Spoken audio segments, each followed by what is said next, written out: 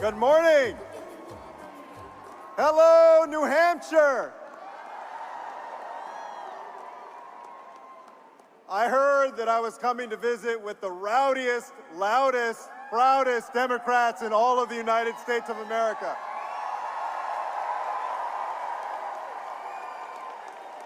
And I have to say that y'all are living up to your reputation. Let me just say, give a shout out to your senators, your great senators Shaheen and to your representative Annie Custer and to Representative Pappas, to Maggie Hassan, to Chairman Buckley, to all of our New Hampshire Democrats who are going to make sure that we beat Mitch McConnell and have a Democratic Senate.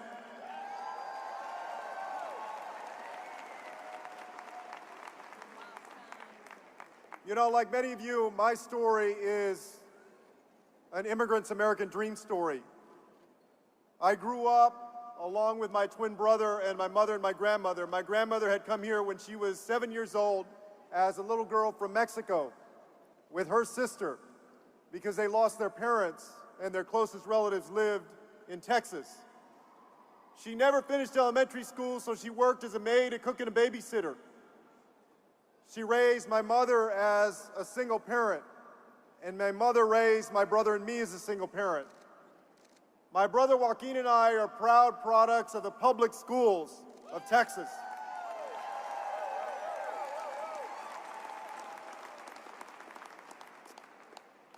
I had the opportunity to go back home to San Antonio and to become the first in my family to be a professional as an attorney, and then enter public service and serve on the city council, represent my hometown as mayor, and then serve President Barack Obama as Secretary of Housing and Urban Development.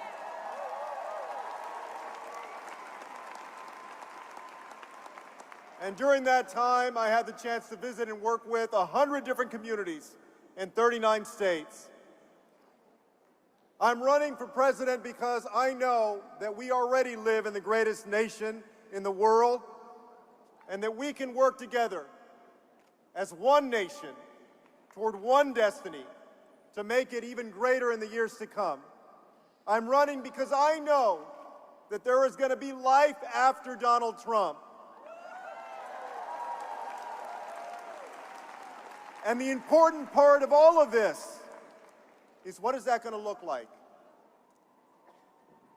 I believe that the destiny for this great nation in the years to come is to be the smartest, the healthiest, the fairest, and the most prosperous nation on earth. If we're going to be the smartest nation on earth, we need to start early with universal pre-K for 3- and 4-year-olds. We need to improve K through 12 education by paying teachers what they deserve,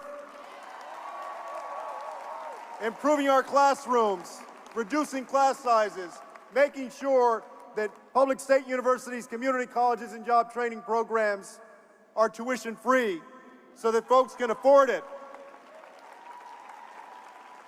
We know that jobs require more knowledge and more skills than ever before, and we need to equip this new generation with the skills that they need to prosper. If we're going to be the healthiest nation on earth, we need a different healthcare system. The grandmother that I grew up with had diabetes.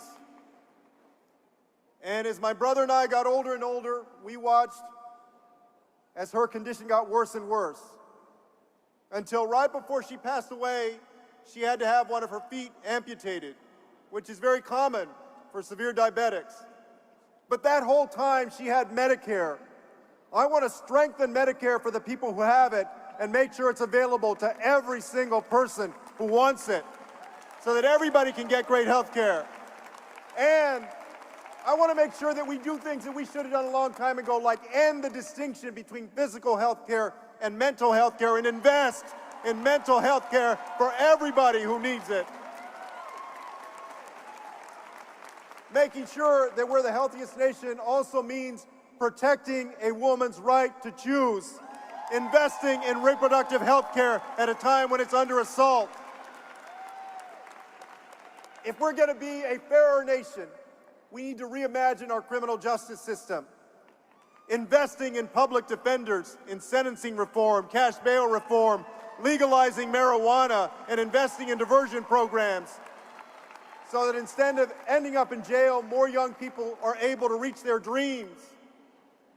It also means starting right where the criminal justice system does.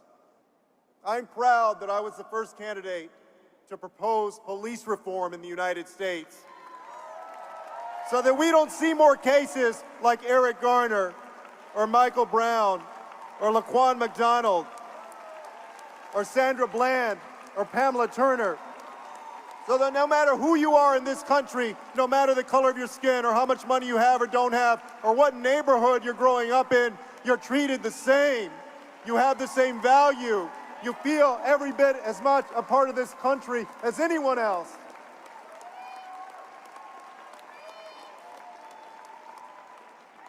If we're going to be the fairest nation, it means passing the Equality Act so that no matter your sexual orientation or your gender identity, you can't be discriminated against when you go look for a job or look for a house or an apartment. If we're going to be the most prosperous nation on earth, we have to take seriously the most existential threat to our nation and our world. I will lead again on climate change, re-enter the Paris Climate Accord, invest in a Green New Deal, get us to net zero in the United States by 2045, grow jobs in a clean energy economy that New Hampshire and Texas and Iowa and other states can lead, and ensure that prosperity in the years ahead means prosperity for everybody by raising the minimum wage to at least $15 an hour and then indexing it so we don't have to fight for it year after year. Investing in affordable housing because in New Hampshire, like a lot of other states, the rent is going through the roof. Housing is a human right. Everybody should have a safe, decent, affordable place to live, and we can make that happen in our country. We also have to ensure that we reform our immigration system. And I have a totally different vision on immigration from this president. I believe that we can maintain a secure border, but treat people with compassion and common sense. No more children in cages. No more families separated. We're going to keep families together. We're going to harness the potential of immigrants. We're going to make sure that we treat people with respect and humanity. We're going to show the best of what America is, not the worst. The motto of this great state is live free or die. I want you to help us live free from Donald Trump starting on January 20th, 2021. But if we're going to do that, we can't do the same old thing. If we're going to do that, we're not going to win by just trying to be safe. We're going to win by being bold. We're going to win by being fearless. We're going to win by standing up for our values, on laying it on the line and what we believe. That's what I've tried to do in this campaign. And little by little, we've been getting stronger and stronger. I came here today to ask you for your support. I hope that y'all will be ambassadors of this campaign. I'm looking forward to the debate on Thursday and to the months ahead. I believe that we're picking up momentum and that we can win when y'all vote on February 10th. And then go in and win in places like my home state of Texas and in California and defeat Donald Trump on November 3rd, 2020. And then on January 20th, 2021, you know, somebody asked me what's the first thing you would do as president. I said I'd sign a re-entry into the Paris Climate Accord. But my favorite moment would come earlier in the day when it's traditional for the incoming president to usher out the outgoing president. I can just imagine being there, getting ready to usher out Donald Trump and Melania Trump. The helicopter will be off in the distance with the door open, ready to go, and they'll be ready to go back to Mar-a-Lago or to New York or somewhere. And right before he leaves, right before he goes, we're going to tell him, adios. Thank you very much. Thank you, New Hampshire. Thank you. Thank you.